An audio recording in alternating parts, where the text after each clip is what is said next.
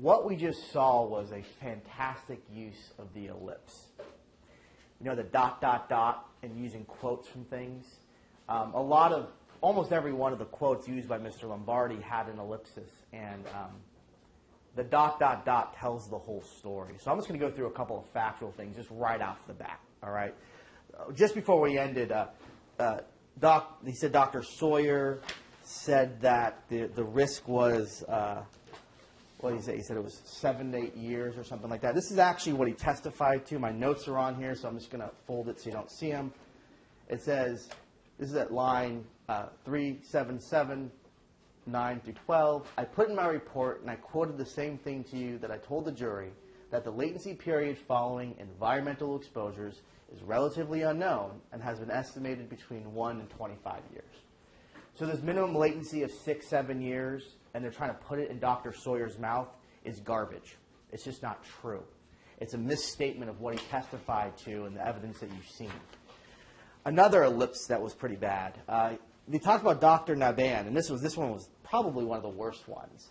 So before I show it to you, the theory is that Mr. Johnson's treating doctors, right, all told him it was not Roundup that caused his cancer. Ironically, they didn't call any of those treating doctors to the stand, even though they're just down the street. And the reason why they didn't is because the evidence actually shows that they didn't know if it caused cancer because they never researched the issue. And so they go, well, even Dr. Naban said that they said it wouldn't cause it, and they gave a quote, and then there was a ... I'm going to read right after the ... So here's what he showed you. He said, all right, and as you went through the records and you went through the depositions, you noted that each of them came to the conclusion that they didn't know what caused mycosis fungoides. Is that right? They were not aware of what may have contributed to it. And then there was a ... That's what he showed you. That's what Mr. Lombardi chose to say to you. But what's after the dot? Again, none of them really reviewed the epidemiological literature. As I told you before, even before I reviewed the literature myself in the spring of 2016, I was not aware of the association. But after reviewing the literature, I became aware.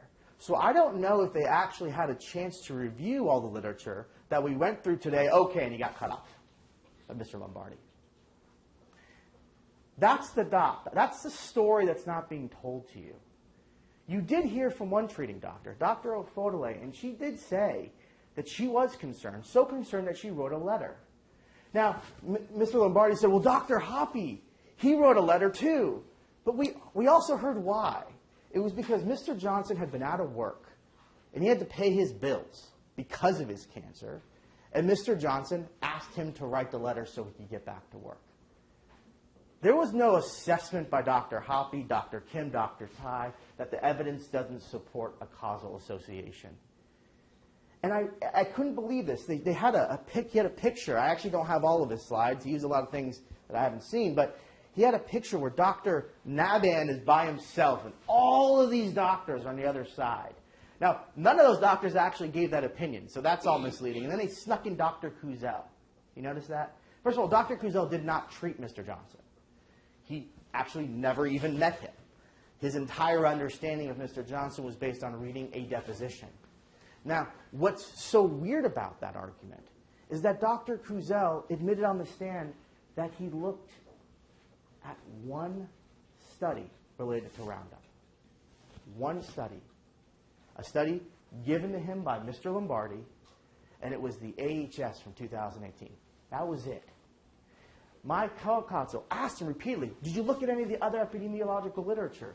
Other epidemiological literature that specifically looked at the subtypes of NHL. Nope. Nope. There is no cause of mycosis fungoides. But you know what else he said? He says when he has a lung cancer patient in his office, and they go, I've been smoking my whole life. Could it be the smoking? He'd say, I don't think so. We don't know that. That's what he said. They hired a guy and put on the stand somebody who doesn't believe in causation. Okay.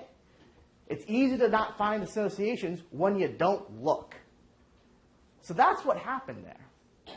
The actual evidence in front of you, the only person who examined Mr. Johnson, who looked at the literature, looked at his exposures, and did a differential diagnosis was Dr. Nadan. And I think he was being attacked because he got promoted to a really fancy job at a fancy company, and that somehow makes him no longer able. Well, he said right here, he didn't even know about this issue until he looked into it. And that's the point. That's the problem here. It's not on the label. It's not, a doctor wants to find out, oh, is this associated with cancer? They look at the label. They look at the data, and it's not there. Doctors do the same thing with prescriptions. They look at the label. And so every one of these doctors probably looked at the label. Well, I don't say anything about cancer. Must not cause cancer. That's hardly a scientific analysis. And the fact that Mr. Lombardi relies upon what somebody said to somebody else to somebody, didn't even call a single person live to talk about it, and then says none of them say it causes cancer, is just profoundly misleading. Don't forget the ellipsis.